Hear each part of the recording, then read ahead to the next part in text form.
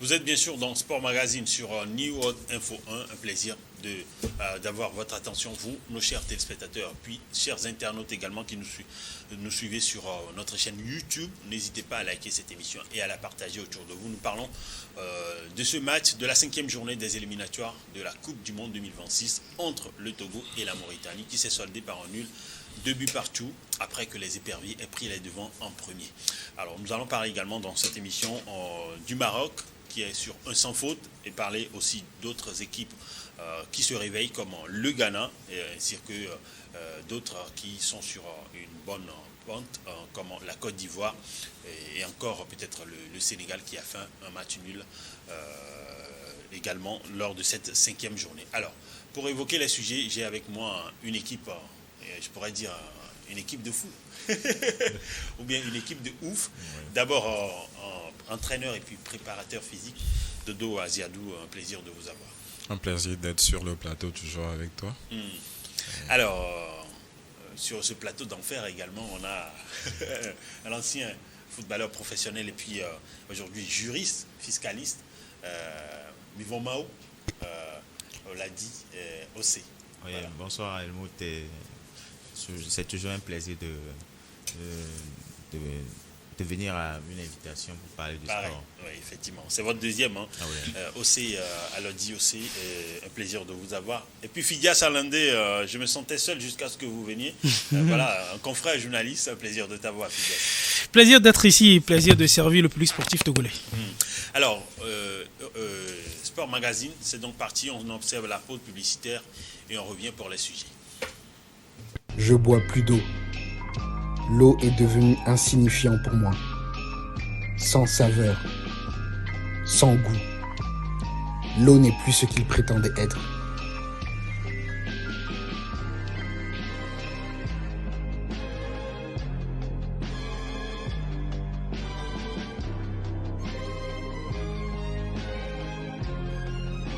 Je ne bois plus d'eau. Je bois Pearl Water. Pearl Water, la qualité absolue. Le Togo a fait un match nul à domicile au stade de Kégué face à la Mauritanie. Un but en première période de Thibaut Clidier a donné l'avance aux éperviers. Après, en deuxième période, Koïta a égalisé. Ensuite, il y a eu également cette situation où le Togo a été renversé. En l'espace de 5 minutes, il y a eu 2 buts des Mauritaniens, ce qui faisait 2 buts à 1. Et finalement, Kevin Dunke, joueur de Cincinnati en MLS, a réussi à marquer le but égalisateur juste un peu après l'heure de jeu. Et 2 buts partout au final. Une déception. Et Fidias, vous me disiez, vous vous attendiez à un résultat pareil. D'abord, je tiens à te féliciter. Très beau résumé de ce qui s'est passé. Vous savez, 24 heures après ce match, je me demande toujours jusqu'à présent comment est-ce qu'on est passé à côté de ce match. Parce que, comme tu l'as si bien dit, on a très bien commencé le match avec ce très beau centre-là de Até Youssouf qui a ramené le premier but d'une tête de Thibaut Clidier. Et voilà, bon, les éperviers du Togo, on est bien rentrés quand même dans le match, sans te mentir, je vais dire, depuis l'arrivée de Nibombé Daré, c'est la première meilleure mi-temps que j'ai vue de l'ère d'arrêt. Des récupérations hautes. On essaie de trouver son partenaire. Des changements d'aile, surtout des changements d'aile de Thibaut Clidier qui ont tellement fait du bien. Mais voilà, le seul point noir et qu'on déplore toujours depuis la période de Paulo Duarte jusqu'à présent, c'est l'efficacité de l'équipe de Nibombé Daré. Imagine qu'on a eu plus de 4 occasions francs. Plus de 4 occasions franches où on devait inscrire peut-être 2 ou 3 buts et on est passé d'un probable 3-0 à être mené 2 buts à 1. Derrière, un coup de fatigue également qui s'est installé dans le camp des éperviers du Togo. On n'arrive plus à chasser l'adversaire, on laisse des espaces. Je veux parler notamment de Yao Anor qui perd le ballon au milieu du terrain, qui ne chasse pas le porteur de balle. Peut-être parce qu'il n'est pas très habitué à être titulaire, hein, Yao Anor. Oui, bon, je trouve pas ça comme une excuse pour lui. Hein. Bon, c'est même s'il n'est pas titulaire, s'il n'est pas habitué à être titulaire avec les éperviers, l'opportunité de faire. Ne nous y trompons pas. Du côté de l'Égypte, il est toujours titulaire. Donc normalement, il devrait avoir les jambes. Mais je ne sais pas pourquoi, à partir de la 60e minute, une fois que on a déboursé énormément d'énergie. Et vous savez, ces genres de situations, c'est ce qui arrive. On le voit souvent, même dans les grands championnats en Angleterre et partout. Vous voyez, c'était exactement ce que faisait l'équipe de Jürgen Klopp avec Liverpool. Beaucoup d'intensité. Mais la différence, c'est qu'eux, ils marquaient. Ils pouvaient te mettre 4 buts. Et derrière, lorsque vous perdez en régime, l'adversaire peut revenir. Il marque, s'il marque trop, c'est peut-être 1 ou 2 buts. Et le match est fini, vous gagnez. Mais quand vous mettez autant d'énergie, vous mettez autant de générosité dans votre jeu, et qu'au finish, vous n'êtes récompensé que d'un seul but, et que dans la tête, vous n'êtes pas bien, et que dès que on vous égalise, vous plongez, le gardien qui sait plus quoi faire. Franchement, l'équipe a été vraiment en deuxième période coupée en deux. Des joueurs qui ne se sont pas retrouvés, et malheureusement, on s'en tire avec un match nul de but partout, et il va falloir continuer par apprendre. Alors, Dodo, j'aimerais avoir votre avis sur ce match. Je pense que mon confrère a bien débriefé ce match de la première minute jusqu'à la dernière minute. Sur l'ère d'arrêt, c'est la première mi-temps que nous voyons vraiment aboutir. Moi, j'ai suivi le match hier, j'étais au stade quand même. Oui. La première mi-temps était vraiment parfaite. Il y avait un principe des récupérations, mais il y avait trop d'occasions vendangées. Normalement, à la première mi-temps, si on devrait partir à la pause au moins avec un 3-0 minimum. Avec l'occasion de Anor, l'occasion de Kevin Denke de Derman et autres là, c'est vraiment décriant. Peut-être qu'on devrait avoir recruter un entraîneur d'attaquant. Non, je pense pas. Il y a déjà l'argent. Il y a déjà Kader Koubadia là-bas. J'ai dit, attendez que je finisse. Peut-être qu'on devrait recruter un entraîneur des attaquants encore un peu plus expérimenté. Je pense que déjà, si nous sinon, aujourd'hui, Kader, il est l'entraîneur des attaquants, mais on a toujours ce problème d'inefficacité. Est-ce que ce n'est pas un problème psychologique? Moi, je pense qu'il y a un problème psychologique par rapport à nos attaquants parce que ça fait un bon moment depuis l'ère Duarte que nous jouons bien. Regardez le match que nous avons fait contre le Sénégal. Notons que c'était Duarte qui avait commencé cette éliminatoire avec cette équipe. Et ce match, on a fini ce match à 0 but partout. Et hier, avec cette équipe de la Mauritanie qui était en construction, je pense que c'est vraiment... On peut beau crier, les gens disent que Daré n'a pas l'étoffe de cette équipe. Mais moi, je dis que c'est faux, c'est un faux problème. Et les joueurs qui sont là, les joueurs n'arrivent plus à mouiller le maillot. Je le dis toujours, que la génération d'Adebayor était cette génération qui nous apportait du plaisir. Mais l'équipe nationale, moi, je pense que quand on te convoque en équipe nationale, c'est dans les autres, ce que je vois par rapport aux autres sélections, par exemple le Ghana où le président a pris la corde à la main la fois dernière et autres là, on ne voit pas cet engouement autour de nos joueurs ici. C'est-à-dire on convoque le joueur vient, je joue, si on gagne, vous ne sentez pas. Et donc vous pensez qu'il a manqué de l'engagement? Oui. Il a manqué de l'engagement, d'un peu de la concentration, c'est la base. Si nous voyons à la seconde partie de jeu, l'occasion que Karim Derman a manqué, c'est inexplicable. Là-bas, il devait être tueur. Karim Derman, ce n'est qu'un milieu de terrain. Non. Et puis c'est pas un fin buteur aussi. Ce n'est pas un fin buteur, mais c'est un fin technicien. Et je pense que cette occasion face à un gardien, je pense qu'il devait mettre ça dans les filets. Et moi, j'ai remarqué quelque chose. Je ne sais pas si vous aussi vous avez remarqué. Depuis que Duarte est parti, il y a une descente. Karim Derman n'est plus le Karim Derman que nous voyons. Ça, je pense qu'il y a beaucoup. Je pourrais même dire que la plupart des Togolais pourraient être unanimes avec vous. Ce n'est plus le joueur qu'on louait. Oui, parce qu'il a changé de rôle. On aura peut-être le temps de revenir. Alors, je voudrais avoir aussi votre avis. Qu'est-ce qui a manqué aux éperviers du Togo? Comme mes prédécesseurs l'ont dit, c'est le manque d'efficacité. En première mi-temps, on pouvait mener 3-0 sans crier gare. Mais on a manqué les occasions. Il y a cette occasion de hier en or. À ce niveau de la compétition, on ne peut pas... pardonner ces péchés techniques. Et est-ce que, par exemple, quand vous prenez la formation tactique de Nibombe Daré, je vais avoir votre avis aussi après, parce qu'on a encaissé 2 buts. Djeneda Konam On essaie de jouer avec le système avec lequel il joue avec Etafé aujourd'hui. Oui, il a joué en plus 6. en milieu de terrain, oui, voilà. Il n'est plus en défense. Est-ce que cela a pénalisé l'équipe? Parce qu'on a encaissé 2 buts. Non, je crois pas, mais parce que sur le premier but, c'est une récupération très haute de Djené Dakonam qui a apporté le premier but. Et je crois qu'il est plus à l'aise.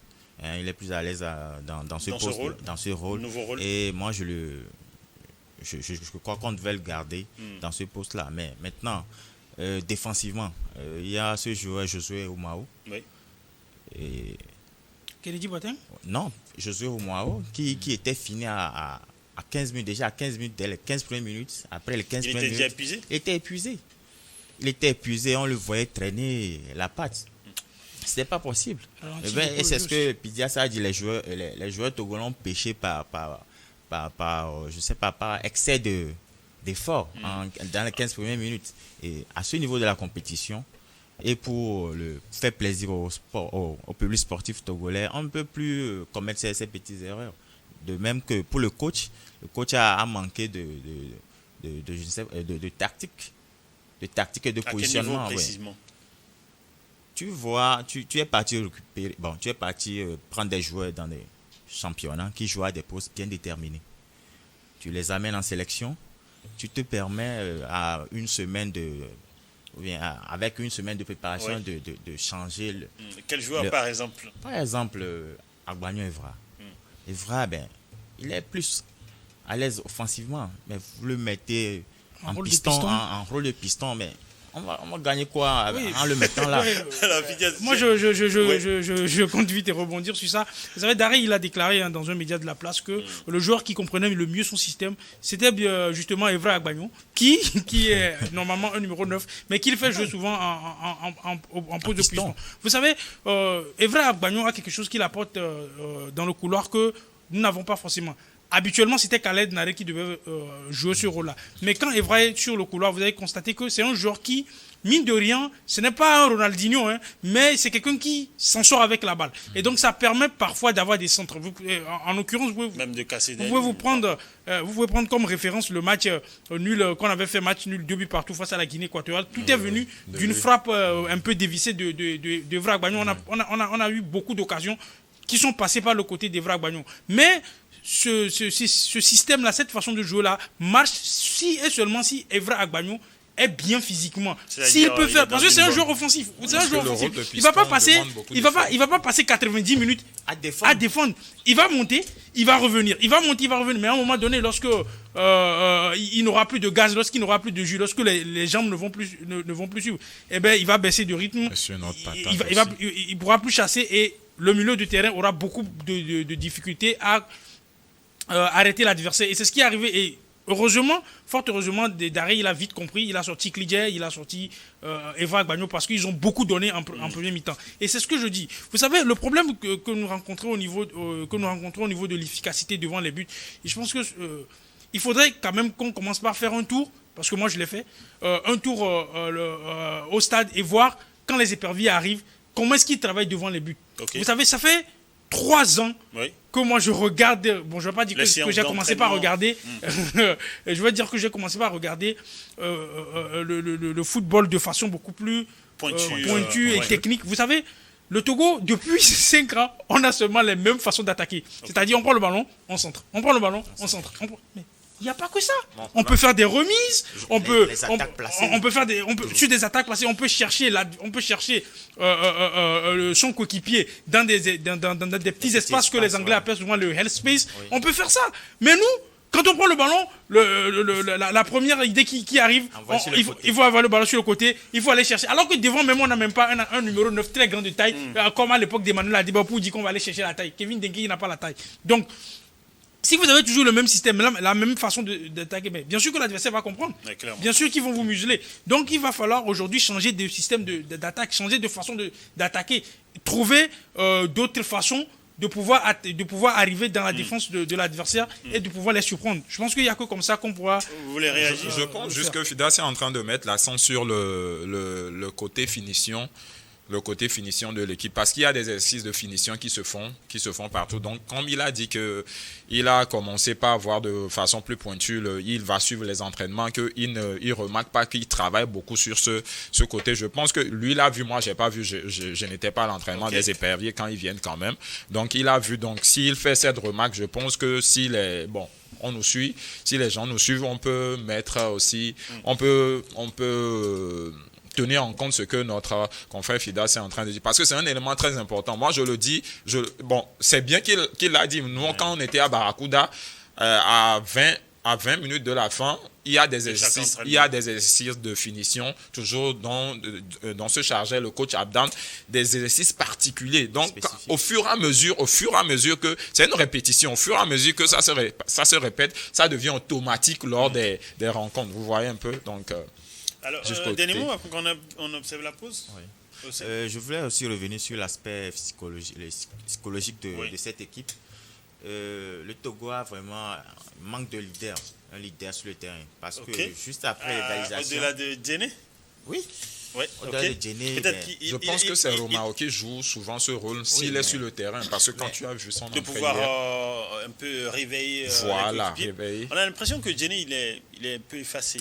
Oui. Un leader un peu effacé. Vous savez, Djene Dakoram, moi c'est pas quelqu'un que je connais personnellement, mais quand on le voit sur la pelouse, quand on le voit discuter avec ses joueurs, je le trouve un peu trop tendre pour un capitaine. Vous savez, on n'est pas... J'aime bien cette phrase du président Patrice Talon, j'aime bien plaire, mais je dois faire la mission pour laquelle que vous m'avez confiée.